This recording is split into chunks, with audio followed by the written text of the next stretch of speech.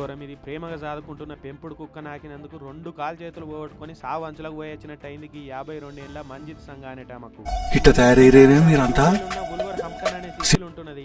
అయితే అందరు సాదుకున్నట్టే ఆమె ఇంట్లో కూడా ఒక కుక్కను తెచ్చుకొని సాదుకుంటున్నది. నీరుడు జూలైలో ఈమె కాలుకు దెబ్బ తాకితే పుండైందట. ఇక ఆ పుండును పెంపుడు కుక్క నాకే వరకు సెప్సిస్ అనే బీమారు వచ్చింది. కుక్క లాలాజలంలో ఉన్న బ్యాక్టీరియా మనిషి శరీరంలో పోయే వరకు కాలు చేతులన్నీ రంగు మారి కట్టేదర్చుకపోయినాయట. దెబ్బకే దగ్గరున్న దవాఖానకి వేసుకపోతే కాలు చేతులు కొట్టేయాలి, లేదంటే ప్రాణానికే ముప్పు అని కాలు చేతులు తీసేసిరు డాక్టర్లు. పాపం ఒక్క రోజులనే జీవితం అంతా కింద మీద అయిపోయింది.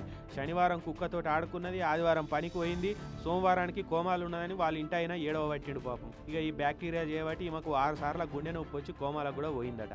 కాలు చేతులే కాదు కార్జం దగ్గర ఉండే ప్లీహం కూడా తీసేసిరట. అంటే ఇంగ్లీష్లో స్ప్లీన్ అంటారు. ఇక అది అయినప్పటి నుంచి 8 నెలలు దవాఖానలోనే బెడ్డుకున్నదట. మొన్ననే డిశ్చార్జ్ చేస్తే ఇంటికి వచ్చింది. ఈమెకే కాదు బయట దేశాల చాలా మందికి ఇట్లనే కుక్క నాకితే కాలు చేతులు తీసేసిన వాళ్ళు బాగా మందే ఉన్నారు. అందుకే ఇంట్లో ఎంత ప్రేమగా పెంచుకుంటున్న కుక్క అయినా సరే మనుషులకు పుండైనా ఏదైనా కాట్లున్నా దాని లాలాజలం పుండు తలగకుండా చూసుకోవాలని చెప్తున్నారు డాక్టర్లు. విన్నారు కదా పైలమ్మరిగా.